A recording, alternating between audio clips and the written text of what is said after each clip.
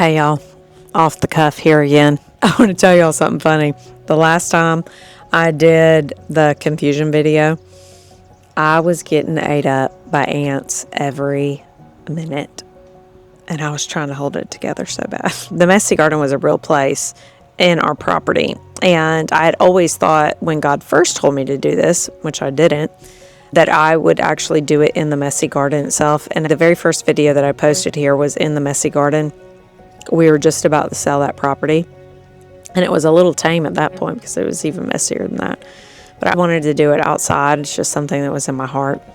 And where we live now is a little loud, and so I'm trying to test this to see if, that I want to do it outside. But the reason that I created the studio as well inside was to give me no excuses and not to do it.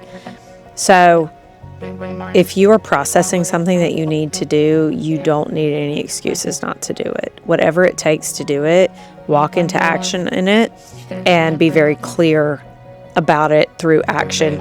Like we've talked about, this clarity is not going to come until you actually move into obedience and what that looks like. But one of my favorite scriptures that I talked about in the Renew, Philippians 4:8, and I just love the rejoice part of it. And I really believe if we could just occupy more rejoicing in the Lord. And I do believe that the joy of the Lord is an actual true something that we can pray for. Like the joy of the Lord is our strength. The joy of the Lord is how we are going to get through this life with joy.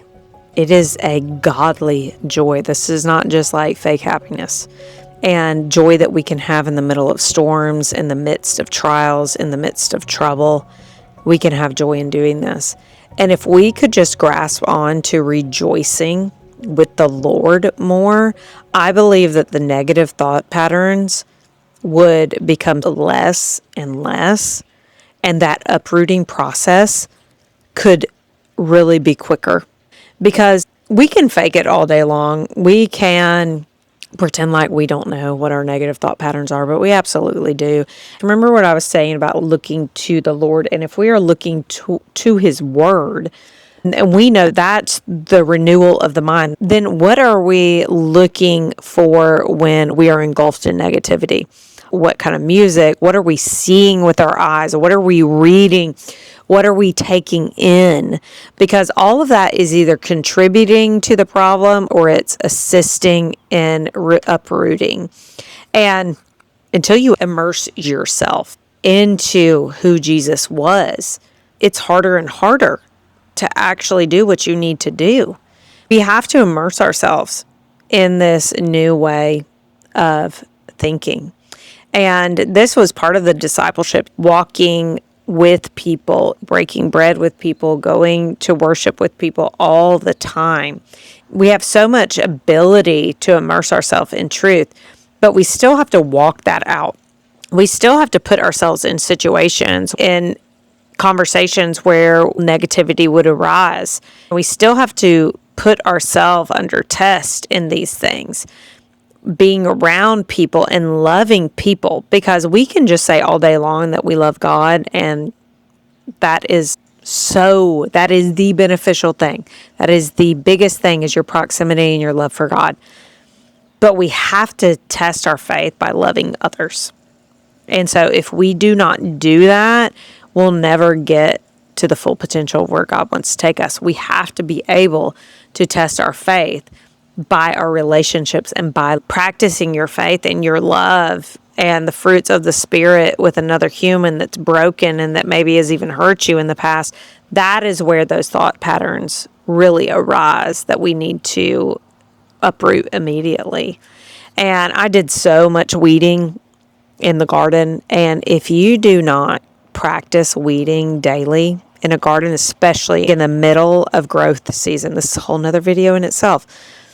In the middle of growth season, when everything is rapidly growing, weeds will take over in a second. If you're in the South, you know what kudzu is, but it's like this vines that just like suffocate and take over everything. And it's invasive to our area. But those weeds will take over.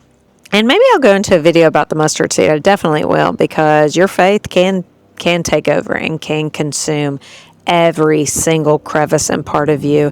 And that was the lesson in the mustard seed. It definitely wasn't just about the size of the seed, but it was about the type of plant that it was. Let me know how I can help you all more. If you have any specific questions, I think that was an important part of the messy garden, was to be real. And this is one way that I feel good about doing that. Yes, I want you to understand. I want to give you some practical knowledge, but I also want to just sit here with you and hash it out, process it out together, and let you see that I'm a real human. One of my biggest desires, I have a whole list of people that I want to interview. I want messy people who are following God, messy stories, because the more that we share the messy parts and what God has done through those parts, that's our testimony. And that if He did it for us, He can do it for you. So that's what matters. Share that with somebody today. All right, y'all. I'll definitely see you next time.